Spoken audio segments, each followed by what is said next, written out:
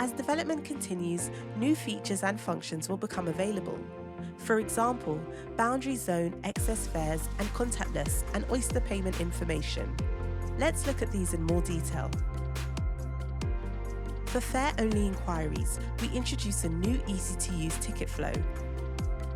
Boundary zone fares is a prime example where we are simplifying ticket selection by guiding passengers step by step through a transaction previously laced with industry jargon. We present the passenger with an easy-to-select panel of fare-only and other journey planning inquiries. In this example, we follow the flow for extending the London Freedom Pass or extending the London Travel Card.